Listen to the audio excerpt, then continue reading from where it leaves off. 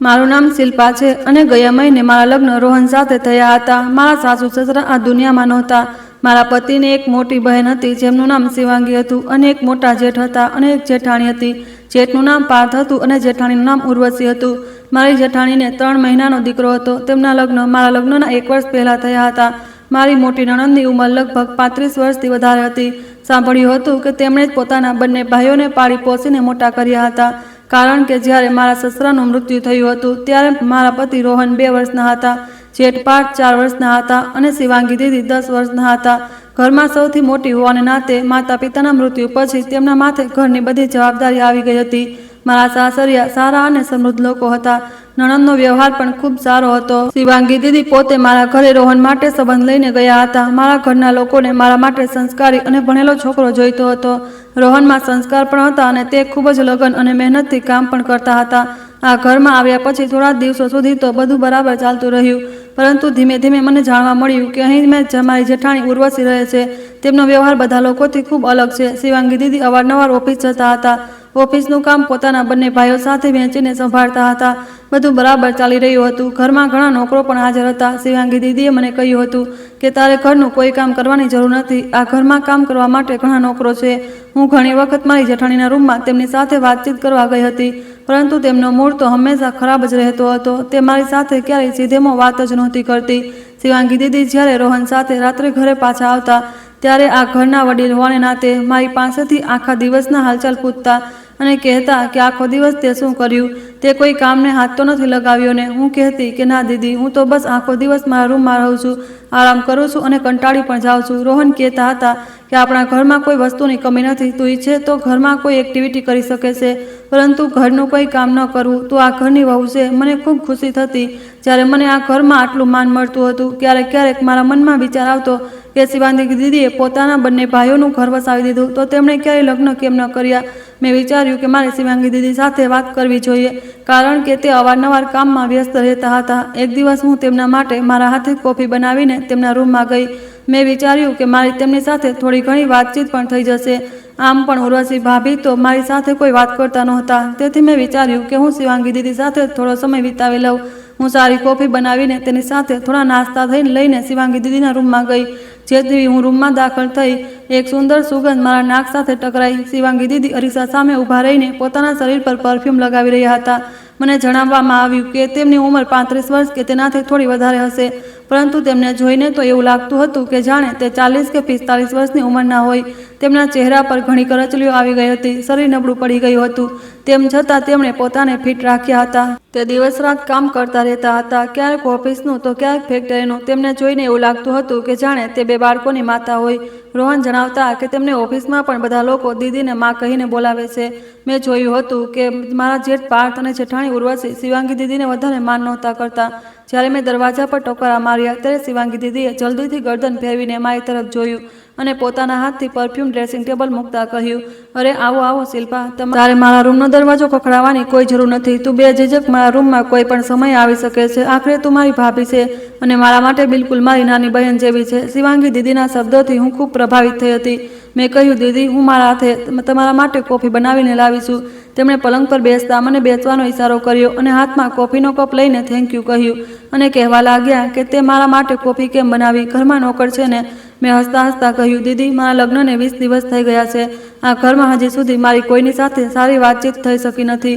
તમને પણ ફુરસદ નથી હોતી। તમે આટલા ભણેલા છો, આટલી મોટી કંપની સંભાળી રહ્યા છો, મને તો આ જોઈને જ મોટી નવાઈ લાગે છે। મેં વિચાર્યું કે આજે હું તમારી સાથે ફુરસદથી વાતો કરીશ। રોહન પણ ઓફિસનું કામ કરીને થાકી હારીને સૂઈ ગયા છે। હું કંટાળી રહી હતી, તેથી મેં વિચાર્યું કે તમારા રૂમમાં આવી જાઉં। તેમણે કહ્યું કે આ તો તે ખૂબ સારું કર્યું, તે પોતાના માટે કોફી નથી બનાવી। મેં કહ્યું, દીદી, મને કોફી વધારે નથી પસંદ। ત્યાર પછી તે કોફીનો ઘૂંટ લેવા લાગ્યા। મેં થોડીવાર પછી રહીને કહ્યું, દીદી, શું હું તમને તમારી જિંદગી વિશે કંઈ પૂછી શકું છું? તેમણે મારી તરફ જોયું અને કહ્યું કે હા હા, કેમ નહીં, પૂછતું, શું પૂછવા માગે છે? મેં કહ્યું, તમે તમારી આટલી ઉંમર કરી લીધી, તમે એક વર્કિંગ વુમન પણ છો, સફળ પણ છો, તો પછી તમે લગ્ન કેમ ન કર્યા? તમે તો રંગરૂપના પણ ખૂબ સારા છો, તો શું તમને કોઈ પસંદ કરતા હતા કે પછી તમારા લગ્ન ન થઈ શક્યા? મારા સવાલ સાંભળીને તે થોડીવાર વિચારમાં પડી ગયા અને ધીમેથી હસતા બોલ્યા, શિલ્પા, પહેલીવાર મને એવો અહેસાસ થયો કે કોઈ મારી સાથે આ પ્રકારના સવાલ કરનાર પણ આ દુનિયામાં હાજર છે। હું તેમની આ વાત પર ચોંકી ગઈ હતી. મેં કહ્યું, દીદી, તમારો શું મતલબ છે? હું સમજી નહીં. તેમણે કહ્યું, ખરેખર જે રીતે તું મારી પાસે બેસીને નરમાઈથી મારા માટે કોફી બનાવીને લાવી છે, પ્રેમથી મારી નજીક બેસીને મને સવાલ કહી રહી છે, મને સારું લાગ્યું. કદાચ મારી આખી જિંદગીમાં હું ક્યારેય કોઈને મારી જિંદગીના મુશ્કેલ સમય વિશે જણાવી જ ન શકી. કદાચ આ સવાલોનો જવાબ મારી પાસે પણ નથી. જ્યારે માતા પિતાનો સાયો માથેથી ઉઠી જાય છે ને, ત્યારે દીકરીઓને પણ પોતાના નાના ભાઈ બહેન માટે માતા પિતા બનવું પડે છે. ખરેખર મેં મારા ભાઈઓને લીધે ક્યારેય મારા લગ્ન વિશે વિચાર્યું જ નહીં. ખબર નહીં કેમ મને મારા બંને ભાઈઓ પ્રત્યે ખૂબ લગાવ છે. હું આ બંનેને ખૂબ પ્રેમ કરું છું. જ્યારે માતા પિતાનું મૃત્યુ થયું ત્યારે તેઓ બંને ખૂબ નાના હતા, અને જ્યારે હું લગ્ન માટે લાયક થઈ ત્યારે પણ મને મારા ભાઈઓ નાના જ લાગતા હતા. મેં વિચાર્યું કે જો મારા લગ્ન થઈ જશે તો મારી પાછળ મારા ભાઈઓનું શું થશે? તેમનું ધ્યાન કોણ રાખશે? તેમનો ઉછેર કોણ કરશે? હું તેમને દુનિયાના હાથોમાં છોડવા નહોતી માગતી. મને ડર લાગતો હતો કે ક્યાંક મારા ભાઈઓ કોઈ ખોટા રસ્તે ન ભટકી જાય. બસ એટલા માટે મેં ક્યારેય લગ્ન વિશે ન વિચાર્યું કે કદાચ ક્યારેય મેં મારી ઈચ્છાઓ પર ધ્યાન જ ન આપ્યું. શિવાંગી દીદીની આંખોમાં એકદમ આંસુ આવી ગયા હતા, અને તેમને લાચારી અને બેબસી મને પર ખૂબ અફસોસ થઈ રહ્યો હતો. પછી થોડીવાર તેમની સાથે બીજી વાતો કરીને હું મારા રૂમમાં આવી ગઈ હતી. મેં મારા જેઠ પાર્થ અને મારા પતિ રોહનની અંદર મહેસૂસ કર્યું હતું કે તે બંને ભાઈઓને પોતાની મોટી બહેનની કોઈ ફિકર નહોતી. મારી જેઠાણી ઉર્વશી પણ પોતાના પતિ સાથે શોપિંગ પર જતી હતી, ફરવા જતી હતી, ડિનર કરવા જતી હતી, પરંતુ ક્યારેય તેમણે શિવાંગી દીદીને પોતાની સાથે ચાલવાનું કહ્યું નહોતું. બલકે જ્યારે અમે લોકો રાત્રે એકસાથે બેસીને ડિનર કરતા ત્યારે પણ શિવાંગી દીદીને કોઈ ડિનર કરવા માટે બોલાવતું નહોતું. તે પોતે પોતાની મરજીથી કોઈ પણ સમયે જમી લેતા હતા. મને આ ઘરના આ રિવાજ અને લોકોનું તેમનું અવગણવું બિલકુલ પસંદ ન આવ્યું. ખબર નહીં કેમ મને શિવાંગી દીદી પ્રત્યે એક અજીબ સહાનુભૂતિ થવા લાગી હતી. એક સાંજે રોહને મને ઓફિસથી ફોન કર્યો. મેં જેવો ફોન કાન પર લગાવ્યો, તેમણે કહ્યું, શિલ્પા, જલ્દીથી તૈયાર થઈ જા, આજે આપણે ડિનર પર જઈશું. તેમની વાત સાંભળીને હું ખુશ થઈ ગઈ, પરંતુ પછી અચાનક મારા મગજમાં શિવાંગી દીદીનો વિચાર આવ્યો. મેં થોડું ખચકાતા રોહનને કહ્યું કે જી, હું તૈયાર થઈ જઈશ, પણ હું ઈચ્છતી હતી કે આપણી સાથે ડિનર પર શિવાંગી દીદી પણ ચાલે. શું તમે તેમને પણ ડિનર પર બોલાવ્યા છે? અને જો નથી બોલાવ્યા તો તમે તેમને ફોન કરીને કહી દો. કેટલું સારું લાગશે ને, આપણે બધા લોકો એક સાથે ડિનર કરીશું.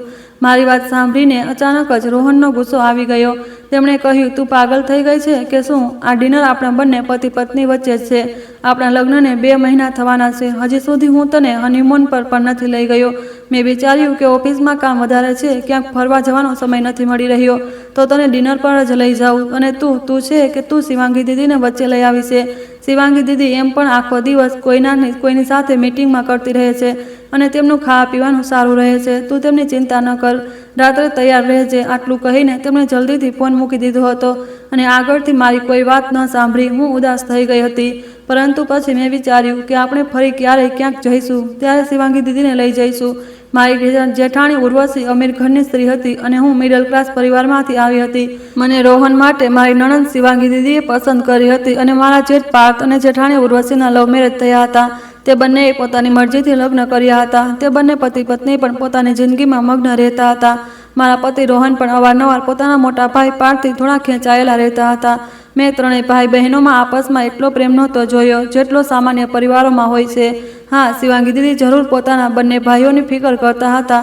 તે ભલે અમારી બધાની સાથે બેસીને જમતા નહોતા, પરંતુ નોકરોને પૂછતા હતા કે તેમના બંને ભાઈઓ અને ભાભીઓએ જમી લીધું કે નહીં. સાંભળ્યું હતું કે ત્રણેય ભાઈ બહેનનો ઓફિસમાં કેબિન પણ અલગ અલગ છે. મારા પતિ રોહન પણ ક્યારેક પોતાની બહેન શિવાંગી પાસે 2 દાડી ઘડી બેસવું પણ તેમની સાથે વાત કરવી પસંદ નહોતા કરતા. એક દિવસ ઓફિસમાંથી અચાનક ફોન આવ્યો કે શિવાંગી દીદીની તબિયત બગડી ગઈ છે. તે ચક્કર ખાઈને ઓફિસમાં બેભાન થઈ ગયા. આ સમાચાર મારા દિલને હચમચાવી ગયા હતા. હું ડ્રાઈવર સાથે જેવી હોસ્પિટલ પહોંચી તો જોયું કે ત્યાં રોહન, મારા જેઠ પાર્થ અને જેઠાણી ઉર્વશીમાંથી કોઈ પણ પહોંચ્યું નહોતું. આ બધું જોઈને મને અફસોસ થયો કે આવા મુશ્કેલ સમયમાં પણ તે લોકો કેવી રીતે આટલા વ્યસ્ત હોઈ શકે છે. અહીં આવીને મને ખબર પડી કે શિવાંગી દીદીને હોસ્પિટલ પણ તેમના મેનેજર લઈને આવ્યા હતા. મને લાગ્યું હતું કે દીદીની મામૂલી તબિયત ખરાબ થઈ હશે, પરંતુ જ્યારે મેં ડૉક્ટરને તેમની તબિયત વિશે પૂછ્યું તો તેમણે જણાવ્યું કે શિવાંગી મેડમને આ પ્રોબ્લેમ તો ઘણા સમયથી છે. તે ઘણીવાર અમારી હોસ્પિટલમાંથી તેમની બીમારીનો ઈલાજ કરાવી ચૂક્યા છે, પરંતુ દર વખતે પોતાનો ઈલાજ અધૂરો છોડી દે છે. આ વખતે તેમને પેરાલિસિસનો ખતરનાક એટેક આવ્યો છે, અને આ વખતે તેમનું અડધું શરીર લાચાર થઈ ગયું છે. આ બધું સાંભળીને મારા દિલમાં એક અજીબ દુખાવો થયો હતો. તે બિચારા કેટલી તકલીફથી ઝઝૂમી રહ્યા હતા, અને કોઈને તેમની કોઈ પરવાહ જ નહોતી. આનો મતલબ એ હતો કે તેમની તબિયત પહેલાં પણ ખરાબ રહેતી હતી, અને તેમણે પોતાની તબિયત વિશે ઘરમાં કોઈને જણાવ્યું નહોતું. મેં ત્યારે જ મારા બેગમાંથી મોબાઈલ કાઢ્યો, મારા પતિ રોહનને ફોન કરીને જણાવ્યું કે શિવાંગી દીદીની તબિયત ઠીક નથી. આ વાત તો તેમને ખબર હશે, તો પછી તમે હોસ્પિટલ કેમ ન આવ્યા? તેમણે કહ્યું, અમને ઓફિસમાં ઘણા કામ હોય છે શિલ્પા, આવી જઈશ હોસ્પિટલ. બસ પણ તબિયત તો ખરાબ થઈ છે દીદીની, તેમાં કઈ મોટી વાત છે? મેં કહ્યું, રોહન તમને શરમ આવવી જોઈએ. ડોક્ટરે જણાવ્યું છે કે તેમના શરીરને પેરાલિસિસનો જોરદાર એટેક આવ્યો છે. તેમની તબિયત પણ ખૂબ બગડેલી છે. તેમનું અડધું શરીર લાચાર થઈ ગયું છે.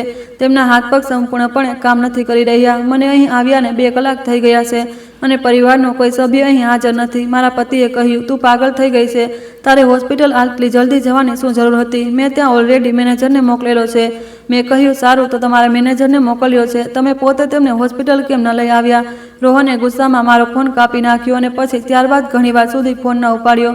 શિવાંગી દીદીનો ઈલાજ હોસ્પિટલમાં ચાલતો રહ્યો હતો. મને ખબર નહીં કેમ તેમના પ્રત્યે સહાનુભૂતિ થતી હતી. મને આ બધામાં લોકોનું શિવાંગી દીદીને આ રીતે નજરઅંદાજ કરવું બિલકુલ સારું નહોતું લાગતું. તે આટલા સારા હતા, બધાનું આટલું ધ્યાન રાખતા હતા, તો પછી કેમ આ લોકો તેમની સાથે આટલો રૂખો વ્યવહાર કરતા હતા? આ વાત તો આજ સુધી મારી સમજની બહાર હતી. હાલમાં શિવાંગી દીદીની કન્ડિશન થોડી સારી થઈ તો ડૉક્ટરે મને તેમની પાસે મળવા માટે મોકલી. હું જેવી રૂમમાં દાખલ થઈ તો મેં જોયું કે તે દરવાજા તરફ જ જોઈ રહ્યા હતા. આ વખતે તેમની તબિયત વધારે ખરાબ થઈ હતી. હું ધીમા પગલે ચાલતી તેમની નજીક ગઈ. તેમની આંખોમાં આંસુ હતા. એવું લાગી રહ્યું હતું કે તે કંઈક કહેવા માંગે છે, પરંતુ તેમના હોઠ તેમને કંઈ પણ બોલવાની ઇજાજત નહોતા આપી રહ્યા. મેં હિંમત કરીને કહ્યું, દીદી, તમારી તબિયત કેવી છે? તેમણે ધીમેથી પોતાની પાંપણો હલાવી અને પછી કંઈ ન બોલ્યા. હું ઘણા સમય સુધી ત્યાં જ તેમની પાસે હોસ્પિટલમાં રહી હતી. રાતના સમયે મારા પતિ રોહન હોસ્પિટલ આવ્યા અને ડૉક્ટર સાથે વાતચીત કરીને કહેવા લાગ્યા કે અમારે પેશન્ટને ઘરે લઈ જવું છે. ડૉક્ટરે કહ્યું, પરંતુ તમે આટલી જલ્દી તેમને અહીંથી ન લઈ જઈ શકો, તેમની કન્ડિશન ઠીક નથી. રોહને ચીડાઈને કહ્યું, જુઓ ડૉક્ટર સાહેબ, તમને પૈસાથી મતલબ હોવો જોઈએ. જે ઇલાજ તમે અહીં કરી રહ્યા છો તે જ ઇલાજ ઘરે કરી દો. અમારી પાસે એટલો સમય નથી કે અમે વારંવાર અહીં હોસ્પિટલના ચક્કર કાપતા રહીએ. ડૉક્ટરે ગુસ્સાભરી નજર મારા પતિ તરફ નાખી અને કહ્યું કે ઠીક છે, તમે એક કામ કરો, અમે સારી દવાઓ અને ઇન્જેક્શન વગેરે આપી દઈએ છીએ. તમે તેમની દેખરેખ માટે એક પરમનન્ટ નોકરાણી રાખી લો. તમે તેમને સવાર સુધી ઘરે લઈ જઈ શકો છો. આટલું કહીને ડૉક્ટર આગળ વધી ગયા હતા. જ્યારે મેં આ બધું સાંભળ્યું તો હું જલ્દીથી રોહન પાસે ગઈ અને કહેવા લાગી, રોહન, આ શું કહી રહ્યા છો? દીદીની તબિયત ઠીક નથી અને તમે તેમને ઘરે લઈ જવા માંગો છો? રોહને એક અજીબ અંદાજમાં મારી તરફ જોયું અને કહેવા લાગ્યા, તને કોણે કહ્યું હતું કે તું અહીં આવ? હજી હું તેમને કંઈક વધારે કહેતી તો તેમણે મને હાથના ઇશારાથી રોકી દીધી અને કહેવા લાગ્યા કે ફિજૂલ વાતો પર બહેસ ન કર. હું ચૂપ થઈ ગઈ. બીજા દિવસે શિવાંગી દીદીને ઘરે લાવવામાં આવ્યા હતા.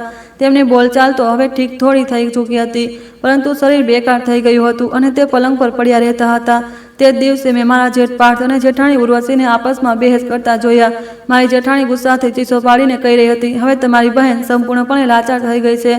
હું તો કહું છું કે તેને ઓલ્ડ એજ હોમ મોકલી દો. મારા જેઠ ગુસ્સાથી કહેવા લાગ્યા કે આખરે તને તેમનાથી શું પ્રોબ્લેમ છે? તે ભલે બીમાર છે પણ શાંતિથી પોતાના રૂમમાં પડી છે, તને તો કોઈ કંઈ નથી કહી રહ્યું ને? જેઠાણીએ કહ્યું, તમારી બહેનના આ રીતે બીમાર હોવાથી મારા ફ્રેન્ડ સર્કલ પર ખૂબ ખરાબ અસર પડશે.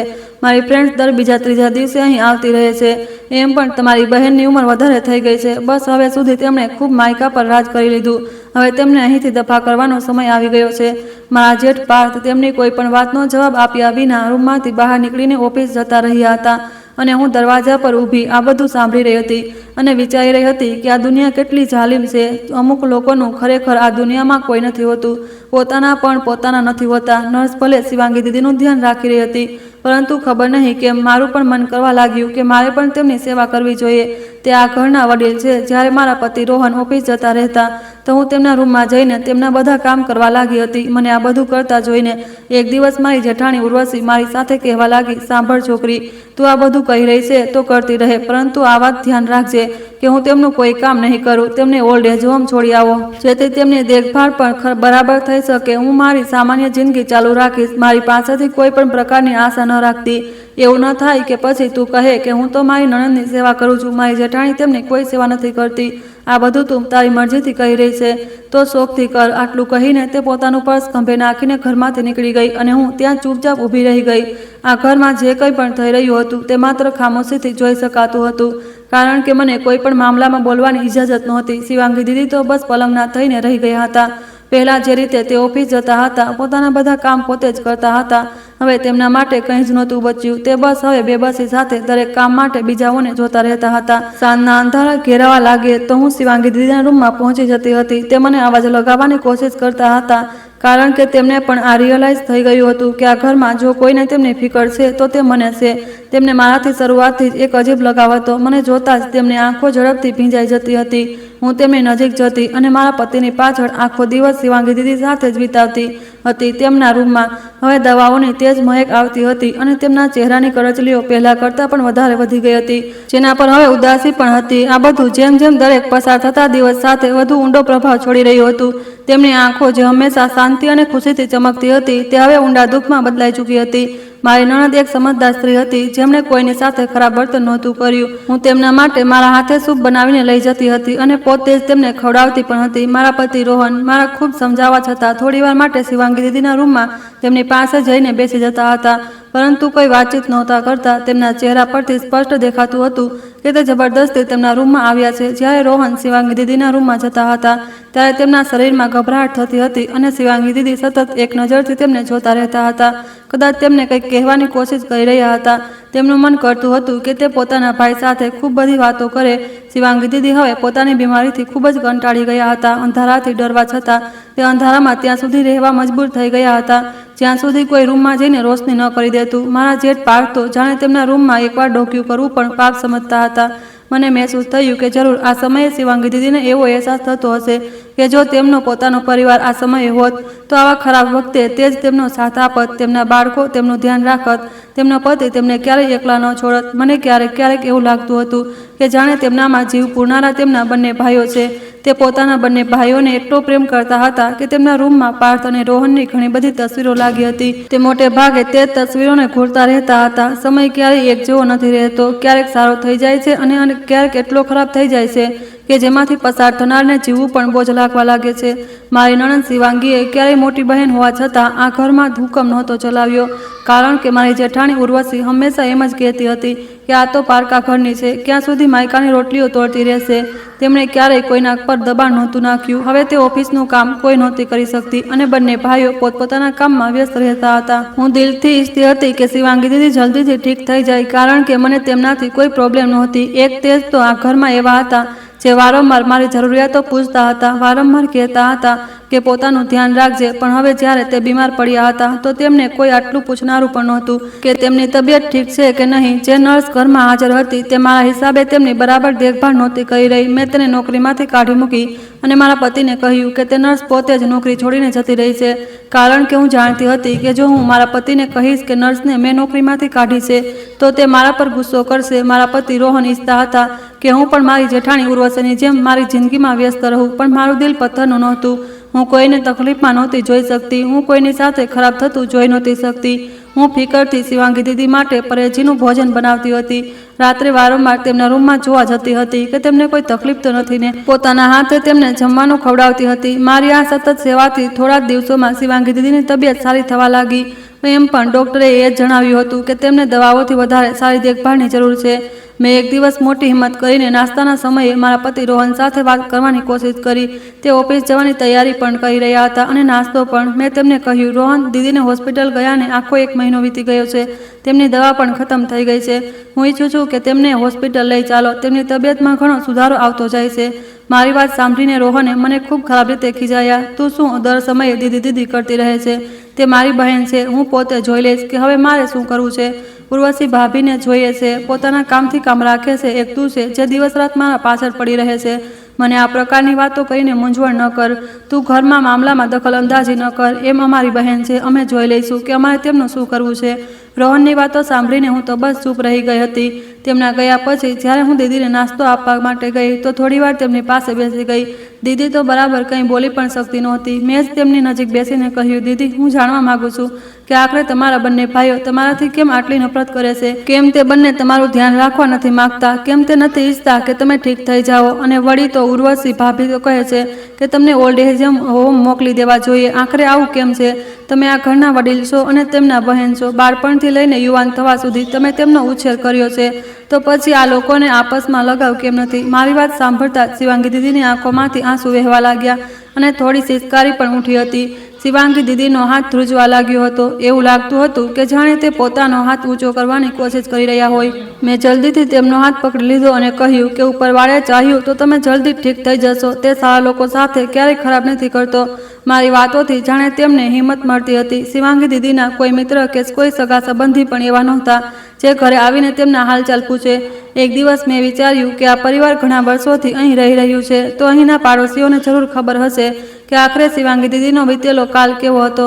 મેં નિર્ણય કર્યો કે હું આસપાસના ઘરોમાં જઈશ અને હકીકત જાણીશ. એક દિવસ હું અમારા ઘરની બરાબર બાજુવાળા બંગલામાં ગઈ જ્યાં એક નાનું પરિવાર રહેતું હતું. મેં જેવી તે ઘરની બેલ વગાડી તો નોકરે મને અંદર આવવાની ઇજાજત આપી. સામે સોફા પર એક વૃદ્ધ સ્ત્રી બેઠેલી હતી જેમણે સફેદ રંગની સાડી પહેરી હતી અને તે ઘરના જવાબદાર સ્ત્રી લાગતા હતા. મેં અંદર દાખલ થઈને નમસ્તે કર્યું અને આગળ વધી.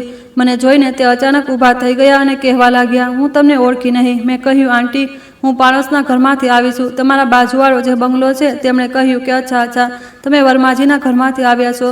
બોલો બેટા, શું વાત છે? શું કામ પડ્યું તમને આજે તમારા પાડોશીઓથી?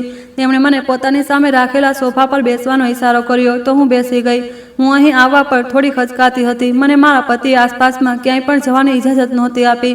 પરંતુ ખબર નહીં કેમ મને લાગતું હતું કે પાડોશી લોકો જ આ વાત જણાવી શકે છે કે આખરે શિવાંગી દીદીથી તેમના બંને ભાઈઓ આટલી નફરત કેમ કરે છે.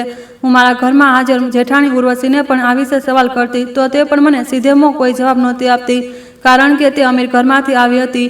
પોતાને કોઈ પ્રાઇમ મિનિસ્ટરની દીકરી સમજતી હતી. તે મારી સાથે વાત કરવી પણ એટલે પસંદ નહોતી કરતી કારણ કે હું મિડલ ક્લાસ ફેમિલીમાંથી આવી હતી. મને પણ તેમની સાથે વાતચીત કરવાનો કોઈ શોખ નહોતો. મેં મારી સામે હાજર વૃદ્ધ સ્ત્રીને કહ્યું, આંટી, મારે તમને મારી પણ નણંદ શિવાંગી વિશે કંઈક પૂછવું હતું. તેમણે કહ્યું કે હા, પૂછો. શું પૂછવા માંગો છો? તમે રોહનની પત્ની છો ને? મેં કહ્યું કે જી. તમે બરાબર ઓળખી. મારા જવાબ પર તે હળવેથી હસ્યા અને પછી કહેવા લાગ્યા, મને સારું લાગ્યું તમે અમારા ઘરે આવ્યા. પાડોશીઓ સાથે મેળજોડ રાખવું જોઈએ. મેં કહ્યું, તમે તો અમારી ફેમિલીને સારી રીતે જાણતા હશો ને? મારી વાત પર તે થોડીવાર ખામોશ થઈ ગયા. પછી બોલ્યા, વધારે સારી રીતે તો નથી જાણતી. હા, પણ શિવાંગી ખૂબ સારી ઇન્સાન છે. તે હંમેશા બધાની સાથે સારી રીતે વાત કરે છે. તે ઘરના દીકરાઓ તો શરૂઆતથી જ કોઈની સાથે મળવું પસંદ નથી કરતા. શિવાંગી એકમાત્ર ઇન્સાન છે જે ભલે પાડોશિયાના ઘરે નથી જતી પણ કોઈ પણ નાનું કે મોટું હોય ક્યારેય તેની સામે આવી જાય તો તે તેના હાલચાલ જરૂર પૂછતી હતી. સાંભળ્યું છે કે તેની તબિયત ઘણા સમયથી ખરાબ ચાલી રહી છે. હવે છે કે તેની કેવી તબિયત? મેં કહ્યું કે તેમની તબિયતમાં પહેલા કરતાં હવે મામૂલી ફરક આવ્યો છે, પરંતુ મને ઉપરવાળા પર પૂરો વિશ્વાસ છે કે તે બિલકુલ ઠીક થઈ જશે. તે વૃદ્ધ સ્ત્રીએ પોતાની ગરદન હલાવવાની શરૂ કરી દીધી. મેં કહ્યું, આંટી, હું મારી નણંદ શિવાંગીની જિંદગી વિશે તમારી પાસેથી કંઈક જાણવા માંગુ છું. તેમણે ક્યારેય લગ્ન કેમ ન કર્યા? મેં મારા પતિના મોંમાંથી માત્ર એટલું સાંભળ્યું છે કે તેમણે તો તેમના બંને ભાઈઓને લગ્ન માટે ખૂબ કહ્યું હતું પણ તેમણે ક્યારેય લગ્ન કરવાનો નિર્ણય ન કર્યો. તે વૃદ્ધ સ્ત્રી, જેમનું નામ દક્ષા હતું, તેમણે કહ્યું કે હા દીકરી, તે બંને ભાઈઓએ તેને લગ્ન માટે ખૂબ મનાવ્યા હતા પણ તેણે હંમેશા એ જ વિચાર્યું કે જો તેના લગ્ન થઈ જશે તો તેના ભાઈઓનું શું થશે? જ્યારે તમારા સાસુ સસરાનું મૃત્યુ થયું ત્યારે તે ભણી રહી હતી અને તેના બંને ભાઈઓ પણ ખૂબ નાના હતા. તેણે પોતાની આખી જિંદગી પોતાના બંને ભાઈઓની ખુશીઓ પર કુરબાન કરી દીધી. તે ઈચ્છતી તો પોતાનું ઘર વસાવી શકતી હતી. તેણે પોતાના પિતાના નાના બિઝનેસને મોટો કર્યો. તેના પિતા એ જ કંપનીમાં સામાન્ય ક્લર્કની નોકરી કરતા હતા પણ જ્યારે દીકરી યુવાન થઈ અને તેના ખભા પર બંને ભાઈઓની અને ઘરની જવાબદારી આવી ગઈ તો તેણે પોતાના પિતાની ઓફિસમાં જ નોકરી કરવાની શરૂ કરી દીધી અને ત્યાં જ પોતાની સમજદારીથી તે કંપનીના કામને એટલું પ્રોત્સાહન આપ્યું કે કંપનીનો માલિક ખૂબ ખુશ થયો અને તેણે શિવાંગીને પોતે પોતાનો કારોબાર સંભાળવાની પરવાનગી આપી દીધી અને કહ્યું કે હવે તું જ મારો કારોબાર સંભાળજે. મને બસ મારો નફો જોઈએ. શિવાંગી કંપનીના માલિકને કાંઈ ફાયદો પણ પહોંચાડતી રહી અને ત્યારબાદ ઉપરવાળાએ તેને એટલી સફળ બનાવી દીધી કે તેણે પોતાનો ખુદનો કારોબાર પણ અલગથી ઊભો કરી લીધો. પછી શું હતું? શિવાંગીએ પોતાની મહેનતની કમાણીથી ઘણું બધું બનાવી લીધું. એ જ દરમિયાન તેના ઘણા બધા સંબંધો આવ્યા પણ તેણે દરેક સંબંધને માત્ર પોતાના ભાઈઓ માટે ઠુકરાવી દીધા. તેને લાગતું હતું કે પહેલાં તે પોતાના ભાઈઓના સપના પૂરા કરશે, તેમને તેમના પગ પર ઊભા કરશે, ત્યારબાદ જ પોતાના વિશે કંઈક વિચારશે. પરંતુ પોતાના ભાઈઓની ચિંતા કરતાં કરતાં તેમની ઉંમર એટલી પસાર થઈ ગઈ કે તેના સંબંધ આવવાના જ બંધ થઈ ગયા. આટલું કહીને તે વૃદ્ધ સ્ત્રી ખામોશ થઈ ગઈ હતી. હું હજી તેમને વધારે સવાલ કરવા માંગતી હતી. મેં કહ્યું, આનો મતલબ એ છે કે શિવાંગી દીદી જે કંપનીમાં કામ કરે છે તે કંપની તેમના પિતાની નથી. મને તો લાગતું હતું કે આ કંપની તેમના પિતાની છે અને આ તેમનો ખાનદાની કારોબાર છે. સામે બેઠેલી સ્ત્રીએ ઊંડો શ્વાસ લીધો અને ધીમી મુસ્કાન સાથે કહ્યું કે ના દીકરી, અમે તો અહીં વર્ષોથી રહીએ છીએ. જે જગ્યાએ તારા સાસરિયાનો બંગલો બનેલો છે ત્યાં ક્યારેક એક નાનું મકાન હતું જેમાં અજયસિંહજી અને તેમની પત્ની અને તેમની એક મોટી દીકરી અને 2 નાના દીકરાઓ સાથે રહેતા હતા. તે એટલા વધારે અમીર નહોતા કે ન તો તેમની પાસે કોઈ ખાનદાની દોલત હતી. આ બધું તો શિવાંગીની પોતાની મહેનતનું પરિણામ છે. મેં કહ્યું, આંટી, હું એ જાણવા માંગુ છું કે આખરે મારા પતિ રોહન અને મારા જેઠ પાર્થ બંને શિવાંગી દીદીથી નફરત કેમ કરે છે. અહીં સુધી કે મારી જેઠાણી ઉર્વશી પણ તેમનાથી નફરત કરે છે. તે મારી તરફ જોઈને કહેવા લાગ્યા, તો તું આ જાણવા માટે આવી છે? તો હું તને જણાવી દઉં કે તારી જેઠાણી ઉર્વશી ખૂબ જ બદતમીઝ સ્ત્રી છે. શિવાંગી મહોલ્લામાં સૌથી વધારે અમારા પરિવારની નજીક હતી. તારા સાસરિયા અને અમારા પરિવારનું આવન જાવન આપસમાં ઘણું હતું, પણ જે દિવસથી તારી જેઠાણીના પગ તે ઘરમાં પડ્યા છે ત્યારથી તારા સાસરિયા સાથે અમારા સંબંધ ખૂબ નબળા પડી ગયા. તારા બંને ભાઈઓને આજ સુધી એ જ લાગે છે કે જે કંપનીમાં તે કામ કરે છે તે કંપનીના તેમના પિતાની છે અથવા તેમની પોતાની મહેનતનું પરિણામ છે. પરંતુ અસલી હકીકત તો એ છે કે આ બધું શિવાંગીની મહેનતનું પરિણામ છે. તે બિચારી ક્યારેય પોતાની જીભ પર આ વાત નથી લાવી કે તેણે પોતાના ભાઈઓ માટે શું શું કર્યું. પણ ઉર્વશી જે દિવસથી આ ઘરમાં આવી છે તેણે ફૂટ પાડવાની શરૂ કરી દીધી. તે પોતાના પતિ પાર્થ અને દિયર રોહનના કાનોમાં એ ઝેર ઘોળતી રહી કે શિવાંગી દીદીને કહો કે તે લગ્ન કરી લે અને લગ્ન કરીને પોતાના સાસરે જતી રહે. તેનો આ ઘરમાં કોઈ હિસ્સો નથી, કોઈ બરાબરી નથી. દીકરીઓ માયકામાં ત્યાં સુધી રહે છે જ્યાં સુધી તે યુવાન હોય. યુવાન થતાં જ તેમના લગ્ન કરી દેવા જોઈએ. પણ તમારી બહેન તો અહીંના એ આરામથી છુટકારો મેળવવા જ નથી માગતી. તે અહીંથી કેમ જતી નથી? તેણે ઘણીવાર શિવાંગી સાથે ઝઘડો પણ કર્યો અને કહ્યું કે તું લગ્ન કેમ નથી કરી લેતી? પણ શિવાંગીએ ઇનકાર કરી દીધો કે હવે મારી ઉંમર લગ્નની નથી રહી, હું લગ્ન નહીં કરું. બંને ભાઈઓ પોતાની બહેનને ખૂબ પ્રેમ કરતા હતા, તેને પોતાની માં સમજતા હતા. પણ જે દિવસથી ઉર્વશીએ તે ઘરમાં પગ મૂક્યો છે તે બંને ભાઈ ઉર્વશીની વાતોમાં આવીને શિવાંગીથી નફરત કરવા લાગ્યા. અને હજી પણ તે લોકો એ જ ઈચ્છે છે કે કાં તો શિવાંગી શાંતિથી તેમના ઘરમાંથી જતી રહે અથવા તો તેનું મૃત્યુ થઈ જાય. કારણ કે તેમને લાગે છે કે તેમના પિતા તેમના માટે ઘણી બધી જાયદાદ છોડીને ગયા છે, ઘણો બધો કારોબાર છોડીને ગયા છે. તેમને હજી હકીકત વિશે ખબર નથી. તે ઈચ્છે છે કે શિવાંગી રસ્તામાંથી હટી જાય તો તે શિવાંગીના હિસ્સાની પણ દોલત આપસમાં વહેંચી લે. પણ તે નાલાયકોને શું ખબર કે આ બધું જે કંઈ પણ છે શિવાંગીની પોતાની મહેનતનું પરિણામ છે. તે ઈચ્છે તો આ બંને ભાઈઓને એક ફૂટી ગોળી પણ ના આપે. અને હવે તેની સચ્ચાઈને ખબર પડી ગઈ ને. તારા ઘરમાં જે બીમાર સ્ત્રી બેઠી છે ને તે બંને ભાઈઓની બહેન નહીં પણ તેમની મા અને બાપ બંને બની ગયે છે. તે બંને નાલાયક પોતાની બહેનની કદર જ નથી કરતા. આ બધું સાંભળીને મને પણ ખરેખર દુઃખ થયું. આ તો ખૂબ દુઃખભરી વાત હતી. શિવાંગી દીદી પ્રત્યે મને ખૂબ ઘણી સહાનુભૂતિ થઈ રહી હતી. મેં આંટી દક્ષાને કહ્યું કે તમારો ખૂબ ખૂબ આભાર, તમે મને ઘણી બધી માહિતી આપી છે. તેમણે કહ્યું, પણ તું આ બધું જાણીને શું કરીશ? શું તારો પતિ તારા પર રોક નથી લગાવતો? હું તેમની વાત સાંભળીને ખામોશ થઈ ગઈ અને પછી થોડીવાર બાદ મેં તેમને જણાવી દીધું, તમે ઠીક કહી રહ્યા છો. મારા પતિ પણ શિવાંગી દીદીથી નફરત કરે છે. તેમને પોતાની બહેનની તકલીફ નથી દેખાતી, તેમને પોતાની બહેનનું એકલપણું નથી દેખાતું, બલકે તે તો મને પણ તેમની પાસે જવાની ના પાડી દેશે. મેં દિલમાં નક્કી કરી લીધું હતું કે હું શિવાંગી દીદીનો સાથ આપીને રહીશ અને તેમના ભાઈઓને આ અહેસાસ કરાવીશ કે તેમણે પોતાની બહેનને આ બીમારીમાં એકલી છોડીને ખૂબ મોટી ભૂલ કરી છે. તેમની બહેન સચ્ચાઈ અને ભલાઈની જીવતી જાગતી મિસાલ છે. તે કહેવા લાગ્યા, ના, તે લોકોને ક્યારેય પોતાની બહેનની કુરબાનીઓ દેખાય નહીં. તે બંને ભાઈ પથ્થર દિલના છે, તેમને કોઈ અસર નહીં થાય. મેં તે આંટીના હાથો પર પોતાનો હાથ મૂક્યો અને કહ્યું કે નહીં, હું તે બંનેના દિલમાં મારી નણંદ માટે પ્રેમ જગાડીને જ રહીશ.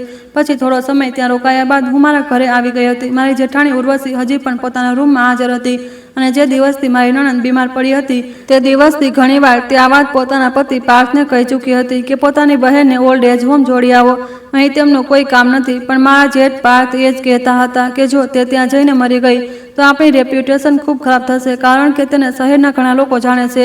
મેં નક્કી કરી લીધું હતું કે હું આ લોકોના દિલમાં મારી નણંદ માટે પ્રેમ જગાડીને જ રહીશ અને કંઈ પણ કરીને મારી નણંદને ઠીક કરીને જ રહીશ. હું મારી નણંદના રૂમમાં જતી રહી, તેમની સાથે સમય વિતાવતી હતી, તેમના માટે જમવાનું બનાવતી, તેમને પોતાના હાથે ખવડાવતી અને તેમના ભીના ટુવાલથી તેમનું આખું શરીર સાફ કરતી. મારા હિસાબે તેમની જેટલી સાફ સફાઈ કરવી જોઈતી હતી હું તેનાથી પણ વધીને કરી રહી હતી. તે ધીમે ધીમે ઇશારાઓમાં મારી સાથે વાત કરતા હતા. મને તેમની વાતો સમજાવવા લાગી હતી. મેં નોટિસ કર્યું હતું કે તે પસાર થતા સમયની સાથે સાથે તેમની તબિયત તો ઠીક થઈ રહી હતી, સાથે જ તેમની આંખોમાં તે ચમક પણ પાછી ફરવા લાગી. તે મારી સાથે વાતો કરવા લાગ્યા હતા અને વાતોમાં તે દર વખતે પોતાના ભાઈઓ વિશે પૂછતા હતા કે તે બંને મારી પાસે મને મળવા કેમ નથી આવતા. એક દિવસ મેં શિવાંગી દીદીને કહ્યું કે તે બંને તમારી જગ્યાએ કારોબાર સંભાળી રહ્યા છે તો તેમને ફુરસદ નથી. મેં તેમને કહ્યું છે કે તે તમારા રૂમને વધારે ન આવે. હું ઈચ્છું છું કે હું મારા હિસાબે તમને સંપૂર્ણપણે ઠીક કરી દઉં અને પછી તમે જ્યારે તેમની સામે જાઓ તો તે લોકોને સરપ્રાઈઝ મળે. પછી તે લોકો કેટલા ખુશ થશે. મારી વાત સાંભળીને શિવાંગી દીદીની આંખોમાં આંસુ આવી ગયા હતા. તેમણે ઈશારાથી કહ્યું, તું જૂઠું બોલી રહી છે. હું જાણતી હતી કે હું જૂઠું બોલી રહી છું. પણ હું તેમના દિલમાં તેમના ભાઈઓ વિરુદ્ધ નફરત ભરાવા નહોતી માંગતી.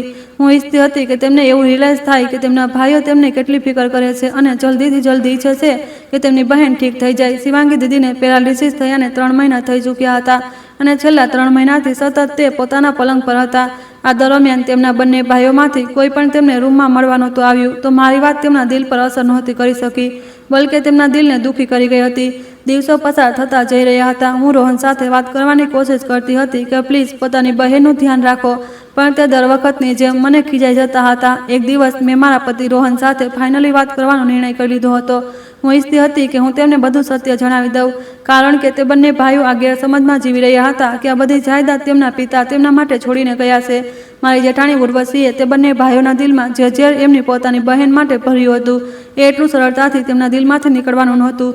મારે પહેલાં મારા પતિને કાબૂમાં કરવા હતા. મેં નિર્ણય કરી લીધો હતો કે આજે સાંજે જ્યારે તે ઓફિસથી ઘરે પાછા આવશે તો હું તેમની સાથે વાત જરૂર કરીશ, અને જો તેમને મારી વાત પર વિશ્વાસ નહીં થાય તો તે ઓફિસમાં જઈને બધી માહિતી કાઢી શકે છે. કારણ કે પાડોશવાળા આંટીએ તે મને જણાવ્યું હતું કે ત્યાં ક્યારેય આ ઘર માટે માત્ર પાડોશી જ નહીં બલકે પાડોશીથી પણ ખૂબ વધારે ચડિયાતા હતા. પરંતુ એ સાંજે એક એવો અકસ્માત થયો જેણે અમારા બધાના દિલને હચમચાવી દીધું હતું. જેવી હું સાંજે 5 વાગ્યે દવા આપવા માટે શિવાંગી દીદીના રૂમમાં દાખલ થઈ તો મેં જોયું કે તે પોતાના રૂમમાં નથી. આ બધું જોઈને હું આશ્ચર્યચકિત થઈ ગઈ. મારી આંખો ફાટી રહી ગઈ કે શિવાંગી દીદી આખરે ક્યાં છે. તે તો બરાબર ચાલી પણ નહોતી શકતી, તો પછી તે ક્યાં ગઈ? મેં તેમને આખા રૂમમાં શોધી લીધા હતા. નોકરોને પણ કહ્યું હતું કે શિવાંગી દીદીને શોધે. હોઈ શકે કે તે ઘરના કોઈ બીજા રૂમમાં ગયા હોય, પણ એવું કંઈ નહોતું થયું. શિવાંગી દીદી આખા ઘરમાં ક્યાંય પણ નહોતી અને હું તે સમયે ઘરમાં એકલી હતી. મારી જેઠાણી ઉર્વશી પોતાના માયકે ગઈ હતી અને બંને ભાઈ ઓફિસમાં હતા. ઘરમાં માત્ર નોકરો હતા અને જે શિવાંગી દીદીને શોધવામાં મારી મદદ કરી રહ્યા હતા. મારા તો પરસેવા છૂટી ગયા હતા, પણ શિવાંગી દીદી મને ક્યાંય પણ નહોતી મળી રહી.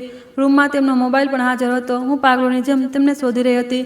તેમના મોબાઈલથી પણ મને કંઈ હાંસલ ન થયું, પણ જેવી નજર મારી સાઈડ ટેબલ પર રાખેલા ફોટો ફ્રેમ પર ગઈ જેના પર રોહન અને મારા જેઠ પાર્થનો ફોટો હતો, તે ફોટો ફ્રેમની નીચે એક સફેદ કાગળ રાખેલો હતો જે પંખાની હવાથી હલી રહ્યો હતો. મેં જેવી ફોટો ફ્રેમ હટાવીને કાગળ મારા હાથમાં લીધો અને તેને ખોલીને જોયું તો તેમાં લખેલા શબ્દો વાંચીને મારા પગ નીચેથી જમીન સરકી ગઈ હતી. તેમાં લખ્યું હતું, હું હંમેશા માટે જઈ રહી છું ઓલ્ડ એજ હોમ, કારણ કે ઉર્વશી આજીજે છે અને મારા બંને ભાઈઓ પણ કદાચ આજીજે છે. હું તમારા લોકોની જિંદગી ખરાબ નથી કરવા માંગતી. મને નથી ખબર કે આ ચિઠ્ઠી પહેલાં કોના હાથમાં લાગશે, પણ હું એટલું જરૂર જાણું છું કે મારા ત્યાંથી ગાયબ થવા પર મારા બંને ભાઈઓને શાંતિ મળી જશે. મેં મારી કબાટમાં કાગળિયા રાખી દીધા છે. ત્યાં વાદળી રંગની ફાઇલ રાખેલી છે, તેમાં વસિયતનામું છે. મેં મારી બધી પ્રોપર્ટી મારા બંને ભાઈઓને આપી દીધી છે. મને તેનાથી કંઈ પણ નથી જોઈતું. ઉપરવાળાનું આપેલું મારી પાસે બધું હતું, પણ મારા પોતાના નહોતા. મને આ દોલત નથી જોઈતી જે મારાથી મારા પોતાનાઓએ દૂર કરી દે. હું મારા બંને ભાઈઓને ખૂબ પ્રેમ કરતી હતી. મેં ક્યારેય તેમનું ખરાબ નહોતું ઈચ્છ્યું. મેં તેમની જિંદગીની દરેક ખુશી આપી. કદાચ એ હું ભૂલી ગઈ હતી કે મારે તેમને એ પણ શીખવવું જોઈતું હતું કે તેમની એક મોટી બહેન પણ છે જે તેમના માટે મા સમાન છે. હું તે બંનેની ખુશી માટે કંઈ પણ કરી શકું છું. હું ભલે આ બંધ રૂમમાં બીમાર પડી હતી, લાચાર પડી હતી, પણ મને ઘરના સભ્યની દરેક ખબર અને દરેક નિયત વિશે ખબર હતી. આ ઘરમાં જો કોઈને મારો સાથ આપ્યો છે, મારું ધ્યાન રાખ્યું છે, તો તે શિલ્પા. હું શિલ્પાનો અહેસાન આખી જિંદગી નહીં ભૂલું. તેની મા સાથે મારો એટલો નજીકનો સંબંધ તો નહોતો, પણ તોય તેણે મારો ખૂબ સાથ આપ્યો. મને ઠીક કરવામાં તેનો જ હાથ છે. હું ઓલ્ડ એજ હોમ આવી ગઈ છું અને મારું બધું મારા બંને ભાઈઓમાં સરખે ભાગે વહેંચી દીધું છે. તે લોકો ખુશ રહે અને પોતાની જિંદગીને આગળ વધારે. મને શોધશો નહીં.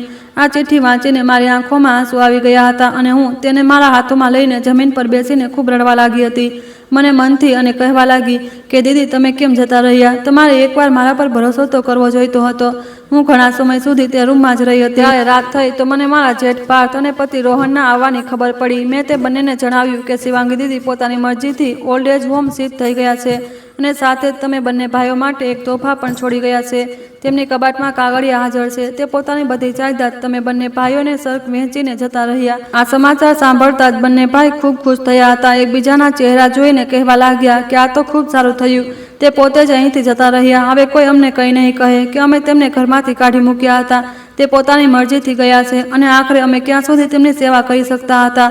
અમારાથી જેટલું થઈ રહ્યું હતું અમે તેમના માટે કરી રહ્યા હતા. આખરે અમારી પણ વ્યસ્ત લાઈફ છે. અમે એક બીમાર સ્ત્રીનો સાથ ક્યાં સુધી આપી શકીએ? મારા જેઠ પાર્થ તો ખુશીના માર્યા જલ્દીથી તેમના રૂમમાં ગયા અને કબાટમાંથી તે કાગળિયા કાઢી લાવ્યા જેના પર વસિયત લખેલી હતી. તે બંનેને જોઈને મને બહેન ભાઈના સંબંધ પર શરમ મહેસૂસ થઈ રહી હતી. તેમને પોતાની સગી બહેન પારકી લાગી રહી હતી. જેવા મારા જેઠ પાર્થ કાગળિયા ખોલીને જોયા અને વસિયત વાંચી તો તેમના હોશ ઉડી ગયા. તેમણે મારા પતિ રોહનને પણ વસિયત મોટા અવાજમાં વાંચીને સંભળાવી, જેના હિસાબે તે લોકોની આ સામે સચ્ચાઈ આવી ચૂકી હતી કે આ બધું તેમના પિતા તેમના માટે છોડીને નથી ગયા. આ તેમના માટે એક અજીબોગરીબ અને પરેશાન કરી દેનારી સમસ્યા હતી. પણ હું ત્યાં હાજર હતી. હું જે બધું સત્ય જાણતી હતી મેં તે બંને ભાઈઓને જણાવી દીધું કે આ બધું તમારી દોલત નથી, આ બધું શિવાંગી દીદીની પોતાની મહેનતનું પરિણામ છે. દરેક ઇન્સાન પોતાના ખરાબ વખતે જોઈ લેશે કે આપણું કોણ પોતાનું કોણ છે અને કોણ પારકું છે. તમારા બંને ખાતર તેમણે શું શું ન કર્યું, પોતાની આખી જિંદગી દાવ પર લગાવી દીધી. અને તમે લોકોએ શું કર્યું, પોતાની બહેનની બીમારીમાં ક્યારેય તેમના હાલચાલ પૂછવા માટે તેમના રૂમ સુધી પણ ન ગયા, કારણ કે તમારી પાસે એટલી ફુરસદ જ નહોતી. તમે લોકો તો પોતે ઈચ્છતા હતા કે શિવાંગી દીદી રસ્તામાંથી હટી જાય. તમે લોકોને ખૂબ ખૂબ મુબારક હો, તમને તમારી જાયદાદ મળી ગઈ છે. તે જાયદાદ જે તમારી ખાનદાની જાયદાદ નથી, બલકે તમારી બહેનના ત્યાગની નિશાની છે, તેના લોહી પરસેવાની કમાણી છે. મારા જેઠ પાર્થ કહેવા લાગ્યા, તો તેમાં કઈ મોટી વાત છે? શિવાંગી માત્ર ઓફિસ ડ્યુટી આપવા માટે જતી હતી, બધું કામ તો અમારા બંને ભાઈઓના માથે જતું ને. રોહન કહેવા લાગ્યા કે હા શિલ્પા, પાર્થભાઈ ઠીક કહી રહ્યા છે.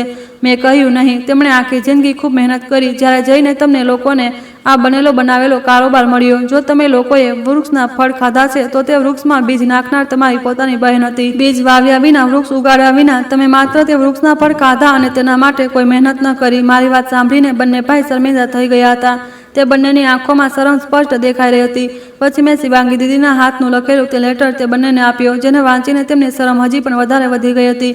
હું તો તે બંનેને તેમના હાલ પર છોડીને મારા રૂમમાં આવી ગઈ હતી અને તે ખૂબ રડી રહી હતી. તો થોડી જ વાર વીતી હતી જ્યારે એક નોકરાણી, જેનું નામ પ્રિયંકા હતું, તે પાણીનો ગ્લાસ લઈને હાથમાં લઈને મારા રૂમમાં આવી અને મારી તરફ વધારતા કહેવા લાગી, ભાભી, આજે તમે બંને ભાઈઓને શું સરસ સંભળાવ્યું છે.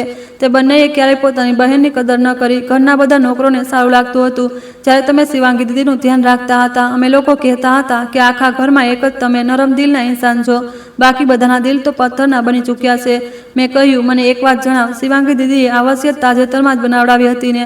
તો પછી એક વકીલ પાસે ગયા હતા. તે વકીલ ઘરે પોતે આવ્યો હતો. મારી વાત સાંભળીને પ્રિયંકા ગભરાઈ ગઈ અને કહેવા લાગી કે ભાભી, હું જ હતી જે ઘરના દરેક સભ્યની ખબર દીદીને આપતી હતી અને તેમણે મને કહ્યું હતું કે હું વકીલ સાહેબને બોલાવી લાવું. એક દિવસ તમે ઘરમાં હાજર નહોતા જ્યારે વકીલ સાહેબ આવ્યા હતા અને શિવાંગી દીદીએ પોતે જ વસિયત તૈયાર કરાવી હતી. આ સાંભળીને હું પ્રિયંકા પર ચીસો પાડી અને કહેવા લાગી, તે મને જણાવ્યું કેમ નહીં કે આટલું બધું થઈ ગયું છે? તને જરૂર ખબર હશે કે શિવાંગી દીદી ક્યાં છે. હવે જલ્દીથી મને જણાવ, નહીં તો હું તને નોકરીમાંથી કાઢી મૂકીશ. પ્રિયંકા કહેવા લાગી કે નહીં ભાભી, મને એ નથી ખબર કે તે ક્યાં ગયા છે, બલકે મને તો એ પણ નથી ખબર કે વસિયત તૈયાર કર્યા પછી તે અહીંથી જતા રહેશે. મેં કહ્યું, તું જૂઠું બોલી રહી છે, સાચું સાચું જણાવ, નહીં તો તારી ખેર નથી. પ્રિયંકા રડવા લાગી અને હાથ જોડીને કહેવા લાગી, ભાભી, જે કંઈ પણ સત્ય હતું મેં તમને જણાવી દીધું. મને ખરેખર નથી ખબર કે તે ક્યાં ગયા છે. મને યાદ આવ્યું કે તેમણે ચિઠ્ઠી પર લખ્યું હતું કે તે ઓલ્ડ એજ હોમમાં ગયા છે. મેં જલ્દીથી તેમના મેનેજરને ફોન કર્યો અને કહ્યું, તે જેટલા પણ ઓલ્ડ એજ હોમમાં ટ્રસ્ટ આપે છે, મને ત્યાંના સરનામા આપો, કારણ કે હું જાણતી હતી કે તે જરૂર ત્યાં જ ગયા હશે જ્યાં તેમનું પૈસું દાનમાં જતું હશે. મેનેજર મને 4-5 જગ્યાનો ખબર આપ્યો હતો અને હું એક જગ્યાએ ગઈ અને ત્યાં ગયા પછી ઓલ્ડ એજ હોમ પહોંચી. તો ત્યાં જઈને મને ખબર પડી કે શિવાંગી દીદી ત્યાં જ હાજર હતા. મેં જ્યારે તેમની સાથે ત્યાં મુલાકાત કરી તો આ જોઈને મારા હોશ ઉડી ગયા હતા કે પોતાના પગ પર ઊભા હતા અને બિલકુલ સહી સલામત હતા. મને ખુશી થઈ હતી કે ઉપરવાળાએ તેમને ઠીક કરી દીધા. તેમને જોતાં જ હું જલ્દીથી તેમને ગળે લાગી ગઈ અને તેમને વીંટળાઈને કહેવા લાગી, દીદી, તમે ઘર છોડીને કેમ અહીં આવી ગયા? હું બધું ઠીક કરી દેતી ને. તેમણે હસીને મારા ખભા પર હાથ મૂક્યો અને કહેવા લાગ્યા, તું પહેલાં જ મારા માટે ઘણું બધું કરી ચૂકી છે શિલ્પા. હવે હું ઈચ્છું છું કે તું રોહન સાથે પોતાની જિંદગીને આગળ વધારે. તારું પણ મારા ઉપર ખૂબ ધ્યાન હતું. તારી સેવાથી તો હું ક્યારની ઠીક થઈ ગઈ હતી, પણ જ્યાં સુધી વસિયત બનીને તૈયાર નહોતી થઈ ત્યાં સુધી હું મારી હકીકત તારી સામે ખોલી નહોતી શકતી અને ન તો ત્યાં સુધી હું ત્યાંથી પાછી અહીં આવી શકતી હતી. શિલ્પા, હું હવે ક્યારેય ત્યાં પાછી નહીં જાઉં. મારા બંને ભાઈઓની ખાતર મેં મારી જિંદગીનો ત્યાગ કરી દીધો અને હવે હું આ વૃદ્ધ લોકો સાથે મારું જીવન ગુજારવા માગું છું અને એક ઓલ્ડ એજ હોમ તે લોકો માટે બનાવડાવવા માગું છું જ્યાં માત્ર વૃદ્ધ માતા પિતા નહીં, બલકે એવી બહેનો અને એવા ભાઈઓ પણ રહેવા જોઈએ જે પોતાના ભાઈ બહેનના હાથો અપમાનિત થયા હોય. હું એવા લોકોને ત્યાં રાખવા માગું છું જેમને પોતાના સંબંધોથી કોઈ આશા ન હોય, તું મને હવે ક્યારેય પાછી મળવા ન આવતી અને હું મારા ભાઈઓને માફ કરી ચૂકી છું. જો તેમને ક્યારેય મારી માફીની જરૂર હોય તો તેમને જણાવી દેજે કે મેં તેમને બહેન બનીને નહીં પણ મા બનીને માફ કર્યા છે. આનાથી આગળ શિવાંગી દીદીએ મને કંઈ બોલવા ન દીધું અને ત્યાંથી જવાનું કહ્યું. હું પાછી આવી ગઈ અને આ ઘરમાં વિરાનગી છવાઈ ગઈ. મારી જેઠાણી ઉર્વશી હંમેશની જેમ પોતાની જિંદગીમાં વ્યસ્ત રહી. મારા પતિ રોહન અને જેઠ પાર્થ હંમેશની જેમ પોતાના કારોબારમાં વ્યસ્ત રહ્યા. તેમને સમયના હિસાબે પોતાની બહેનના જવાથી થોડી શરમ તો મહેસૂસ થઈ હતી, પણ પછી જાયદાદના પોતાના નામ થવાની ખુશી પણ હતી. ધીમે ધીમે સમય પસાર થતો ગયો. હું ક્યારેય શિવાંગી દીદીને ફરી મળવા નહોતી ગઈ, પણ મેં મારી આંખો સામે મારી જિંદગીમાં આ પાઠ જરૂર લીધો હતો કે પોતાનાઓની કદર ન કરનાર લોકોને ઉપરવાળો આ જિંદગીમાં બદલો આપી દે છે. મારા પતિ રોહનને એક દિવસ એટલો ખતરનાક એક્સિડન્ટ થયો કે ડૉક્ટરે બોલી દીધું કે તે ક્યારેય પિતા નથી બની શકતા. અને મારી જેઠાણી ઉર્વશી, જેની લાલચની હવસની કોઈ હદ નહોતી, બધી જાયદાદ પોતાના પતિના નામ હોવા છતાં પણ તેમણે પોતાના પતિનો સાથ હવે ખરાબ લાગવા લાગ્યો હતો અને તેમણે પોતાના પતિ પાર્થ ડિવોર્સ લઈને કોઈ બીજા અને વધારે અમીર માણસ સાથે લગ્ન કરી લીધા.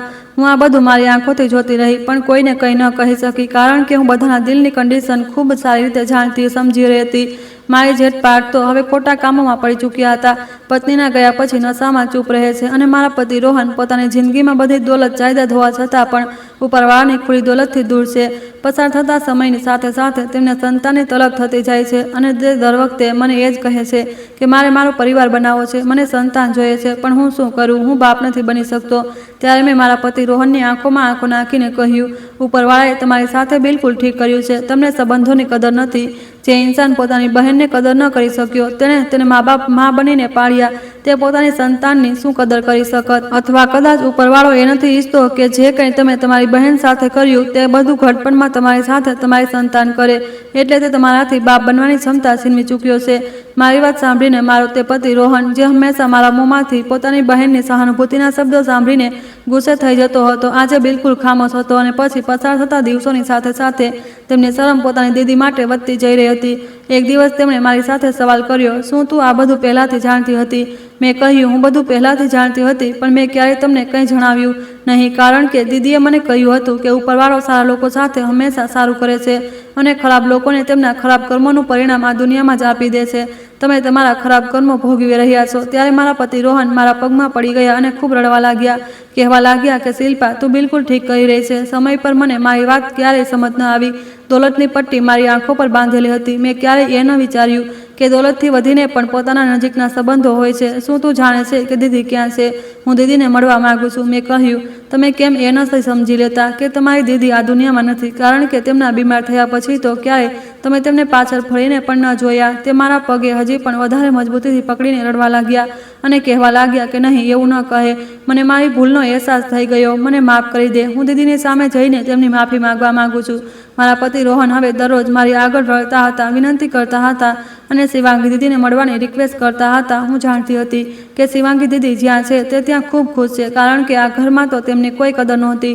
પણ મારા પતિની લાચારી, તેમના આંસુ અને તેમની શરમે મને એટલી વધારે બેબસ અને લાચાર કરી દીધી કે હું તેમને ત્યાં શિવાંગી દીદી સાથે મળાવવા માટે લઈ ગઈ. ત્યાં શિવાંગી દીદીના ગળે લાગીને તે ખૂબ રડ્યા અને તેમણે તેમની માફી માંગી હતી. શિવાંગી દીદીએ તેમને પહેલાં જ માફ કરી દીધા હતા, પણ તેમને ઘરે આવવાનો સ્પષ્ટ ઇનકાર કરી દીધો અને કહ્યું, હું હવે ક્યારેય ઘર નહીં આવું. તે ઘર મારું નથી, તે ઘર તમારા લોકોનું છે. જ્યારે મેં બધું તમારા લોકોની ખાતર કર્યું તો પછી હું તે ઘર પણ તમારા લોકોની ખાતર તમને આપી ચૂકી છું. મને કંઈ નથી જોઈતું, બસ મને મારા ભાઈઓની ખુશી જોઈએ છે. તે દિવસે શિવાંગી દીદી અમારી સાથે પાછા તો ન આવ્યા, પણ મારા પતિ રોહનનું ઘમંડ, તેમની દોલતનો લાલચ અને પોતાની બહેન પ્રત્યે તેમના દિલમાં નફરત જરૂર ખતમ થઈ ગઈ હતી. તે ભલે પોતાની બહેનને ક્યારેય ઘર ન લાવી શક્યા, પણ પોતે પોતાની બહેનને ઓલ્ડ એજ હોમ મળવા જરૂર જાય છે. એ જ હાલ મારા જેઠ પાર્થનો પણ છે. તેમને પણ સમયની સાથે સાથે પોતાની ભૂલ રિયલાઇઝ થઈ ગઈ હતી અને તેમણે પણ દીદીની માફી માંગી.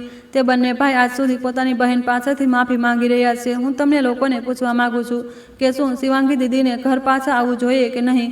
દોસ્તો, ઉમ્મીદ કરું છું કે તમને અમારી વાર્તા પસંદ આવી હશે. વાર્તા પસંદ આવી છે તો વિડીયોને લાઇક કરો, ચેનલ પર નવા છો તો ચેનલને સબસ્ક્રાઈબ કરો અને હા, નોટિફિકેશન બેલને જરૂર દબાવો, જેથી આગામી અપડેટ સૌથી પહેલાં તમને મળે. આભાર.